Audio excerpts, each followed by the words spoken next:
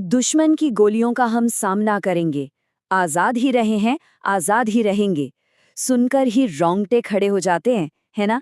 आज के इस खास एक्सप्लेनेर में हम एक ऐसी लेजेंड की कहानी में गहराई से उतरने वाले हैं जिन्होंने भारत की आज़ादी की लड़ाई में अपने प्राणों की आहुति दे दी, लेकिन जीते जी कभी अंग्रेजों के हाथ नहीं आए। आज हम उस शख्सियत की अटूट विरासत को डिकोड करेंगे जिन्होंने अपना सब कुछ देश के नाम कर दिया। हम बात कर रहे हैं अमर शहीद चंद्रशेखर आजाद की, एक ऐसा नाम जो कंप्लीट फ्रीडम या कहें पूर्ण स्वतंत्रता का सबसे बड़ा सिंबल बन गया। लेकिन कभी आपने सोचा है कि मध्य प्रदेश के एक बहुत ही छोटे से गांव से निकला एक आम सा लड़का आजादी का इतना खौफनाक और अजेय प्रतीक आखिर बन कैसे गया? चलिए इसी सफर को डिकोड करते हैं और बिल्कुल शुरुआत से शुरू करते हैं। सबसे पहले बात करते हैं उनके शुरुआती जीवन और उस दिलचस्प किस्से की जहां से उन्हें अपना आइकॉनिक आजाद नाम मिला। तो 23 जुलाई 1906 यही वो दिन था जब उनका जन्म चंद्रशेखर तिवारी के रूप में हुआ था। उनके माता पिता ने उन्हें बहुत ही स्ट्रॉन्ग उसूलों के साथ बड़ा किया। उनका बचपन एकदम नॉर्मल था, लेकिन फिर 1919 में जलियांवाला बाग हत्याकांड हुआ। इसे क्रूर नरसंहार ने ना इस युवा के सोचने का पूरा नजरिया ही बदल कर रख दिया। वो भीतर तक बदल गए थे।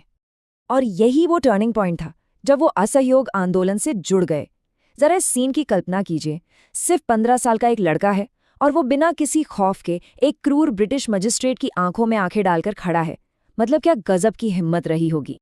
और मजिस्ट्रेट के सवालों पर उनके जवाब सुनेंगे ना तो आप हैरान रह जाएंगे। जब पूछा गया नाम क्या है तो लड़के ने कहा आजाद। पिता का नाम? जवाब मिला स्वतंत्रता। घर कहाँ है तो बेखौफ होकर बोले जेल। इस गुस्ताखी के लिए उन्हें 15 कोड़ों की खौफनाक सजा सुनाई गई। लेकिन पता है सबसे बड़ी बात क्या थी? हर कोड़े की मार पर उस 15 साल के बच्ची के मुंह से दर्द की कोई चीख नहीं निकली, बल्कि हर वार के साथ भारत माता की जय और वंदे मातरम गूंज रहा था। बस यहीं से दुनिया को उनका ये नया नाम मिला, चंद्रशेखर आजाद। अब आगे बढ़ते हैं और देखते हैं उनकी घोर गरीबी और उनके उन उसूलों को जो किसी भी कीमत पर कभी नहीं डिगे। देखिए, उनके खौफनाक क्रांतिकारी रुतबे को देखकर लगता होगा कि जिंदगी कुछ और ही होगी, लेकिन असलियत में उनकी डेली लाइफ इससे बिल्कुल उलट थी। एक वक्त था जब झांसी में वो मोटर गाड़ी चलाने का काम करते थे, और गरीबी ऐसी कि दिन भर की हाड़ तोड़ मेहनत के बाद शाम की भूख मिटाने के लिए उनके पास सिर्फ एक आना होता था। बस उसी एक आने के भुने हुए चने खाकर वो अपना गुजारा कर रहे थे। और इसी घोर तंगी के बीच ना उनकी ईमानदारी का एक बहुत बड़ा टेस्ट हुआ यूं कि एक शाम जब वो चने वाले से चने लेकर खा रहे थे तो उन्हें उसमें एक एक्स्ट्रा आना यानी एक सिक्का मिल गया। अब भयंकर भूख लगी थी और जाहिर है एक पल के लिए शायद दिमाग में ख्याल आया भी हो कि यार इसे रख लेता हूं, कल के खाने का जुगाड़ हो जाएगा। लेकिन नहीं, उनका ज़मीर इसके लिए बिल्कुल गवाही नहीं दे रहा था। उन्होंने तुरंत सोचा, मैं वो पैसा कैसे रख सकता हूं जो मेरी अपनी मेहनत की कमाई का है ही नहीं। और बिना एक भी सेकंड बर्बाद किए वो तुरंत उस गरीब चने वाले के पास वापस गए और उसे वो सिक्का लौटा दिया। ये छोटा सा वाकया हमें बताता है कि सिचुएशन चाहे कितनी भी बुरी क्यों ना हो, उनके उसूल पत्थर की लकीर थे। अब यहाँ एक बड़ा सवाल खड़ा होता है, इस तरह के अटूट समर्पण के लिए उनके अपने परिवार को किस तरह की कीमत चुकानी पड़ी होगी। चलिए उनकी माँ जगरानी देवी की दिल तोड़ देने वाली कहानी से इसे समझते हैं। आप सिचुएशन इमेजिन कीजिए, एक तरफ आज़ाद के हाथों में पूरे क्रांतिकारी संगठन का खजाना है और दूसरी तरफ उनकी अपनी सगी माँ घोर गरीबी और बीमारी से लड़ रही हैं। जब कुछ साथियों में कहा कि अरे क्रांति के पैसों में से थोड़ा सा हिस्सा माँ को भेज देते हैं, तो आज़ाद ने साफ इनकार कर दिया। उनका कहना था वो पैसा भारत माँ का है, जैसे बाकी सेनानियों के परिवार जी रहे हैं ना, मेरी माँ भी वैसे ही रह लेंगी। तो यहाँ टेक अवे ये है कि उनका बलिदान सिर्फ अपनी जान तक लिमिटेड नहीं था। उन्होंने देश की आज़ादी के लिए अपनी माँ और पूरे परिवार के सुख का भी गला घोट दिया था। आपको जानकर शायद दुख हो, लेकिन आज़ादी के बाद भी उनकी माँ ने गोबर के कंडे बेचकर बेहद दयनीय हालत में अपना जीवन काटा। ये एक ऐसा असीम त्याग है जो अक्सर ना इतिहास की किताबों में कहीं छिप कर रह जाता है। चलिए अब बात करते हैं उनके उस रूप की जब वो सच में क्रांति की एक बुलंद आवाज बन चुके थे। उन्होंने जानबूझकर एक बहुत ही एग्रेसिव और सीधा रास्ता चुना। काकोरी ट्रेन एक्शन जैसे ऑपरेशंस इसका बहुत बड़ा सबूत हैं, जहां आज़ाद और उनके साथियों ने सच में ब्रिटिश सरकार की नींदें उड़ा दी थीं। वो रातों रात अंग्रेज़ों के लिए खौफ का दूसरा नाम बन गए थे। और उनके शब्द, वो भी उनके इरादों की तरह एकदम धारदार थे। उनके इस डायलॉग को जरा फील करके देखिए। मातृभूमि की इस दुर्दशा को देखकर अगर आपके लहू में क्रोध नहीं है तो ये पानी है जो आपकी रगों में बह रहा है। ऐसी जवानी का क्या मतलब अगर वो मातृभूमि के काम ना आए। सच में ये उस वक्त के युवाओं को जगाने के लिए उनका एक बहुत बड़ा कॉल टू एक्शन था।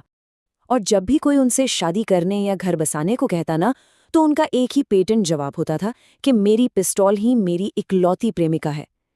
उनका ये कहना कि गरिश्क करना ही है तो वतन से करो, मरना ही है तो वतन की खातिर मरो, ये दिखाता है कि उन्होंने खुद को कितनी शिद्दत से बिना किसी शर्त के इस देश को सौंप दिया था।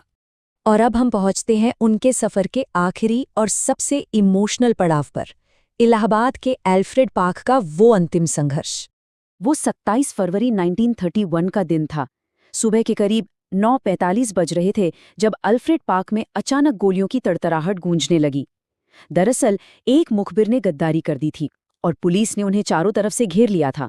वहां मौजूद एक चश्मदीद बटुकनाथ अग्रवाल बताते हैं कि आज़ाद के जबड़े में गोली लगी थी और बुरी तरह खून बह रहा था, लेकिन फिर भी उन्होंने अपने साथी सुखदेव राज को कवर फायर दिया और वहां से सुरक्षित निकाल दिया। इस एनकाउंटर के बाद जब पेड़ों की जांच हुई ना, तो एक बहुत ही चौंकाने वाली बात सामने आई। आज़ाद जिस पेड़ के पीछे थे उस पर पुलिस की गोलियों के निशान 10-10 फीट की ऊंचाई तक मिले। मतलब पुलिस इतनी ज्यादा दहशत में थी कि अंधाधुंध हवा में फायरिंग कर रही थी। और दूसरी तरफ आज़ाद ने जिन पुलिस वालों पर गोलियां चलाईं, वहां सारे निशान ठीक 6 फीट की ऊंचाई तक थे। सोचिए, बुरी तरह घायल होने और इतना खून बहने के बावजूद उनका मेंटल बैलेंस और निशाना कितना ज्यादा एक्यूरेट था। वो बिल्कुल अकेले थे। दर्जनों हथियारों से लैस पुलिस वालों से लड़ते हुए उन्होंने 3 को मार गिराया, लेकिन जब उन्हें लगा कि वो अब पूरी तरह से घिर चुके हैं और उनकी पिस्तौल में बस एक आखिरी गोली बची है, तो उन्हें अपनी वो कसम याद आई। उन्होंने कसम खाई थी कि वो जीते जी कभी अंग्रेज़ों के हाथ नहीं आएंगे। और फिर उस आज़ाद शेर ने अपनी वो आखिरी गोली खुद को मार ली। उनकी इस शहादत का असर इतना जबरदस्त हुआ कि एल्फ्रेड पार्क का वो पेड़ जहां उनका खून गिरा था, वो रातों रात लोगों के लिए एक तीर्थ स्थल बन गया। लोग वहां आकर दिए जलाने लगे, फूल चढ़ाने लगे। ये सब देखकर ब्रिटिश प्रशासन इतना बुरी तरह डर गया कि उन्होंने रातों रात अंधेरे में ही एक मिलिट्री लॉरी बुलवाई और उस पेड़ को जड़ से कटवा दिया ताकि क्रांति की ये आग और न फैले। उन्होंने 1931 में अपनी जान जरूर दे दी, लेकिन आज़ाद अब सिर्फ एक नाम नहीं रहा था, वो एक अमर विचारधारा बन चुका था। आज जब हम इस खुली हवा में चैन की सांस लेते हैं ना, तो हमें खुद से ये सवाल जरूर पूछना चाहिए कि इन बलिदानों का भार आज हम कैसे उठा रहे हैं। हम उस आज़ादी को कैसे संजोते हैं जिसके लिए महज 24 साल के एक युवा ने अपना सब कुछ लुटा दिया। ये सच में बहुत गहराई से सोचने वाली बात है। आज के हमारे इस एक्सप्लेनर में बस इतना ही। मुझे पूरी उम्मीद है कि इस अमर कहानी ने हम सभी को बहुत कुछ सोचने पर मजबूर किया होगा।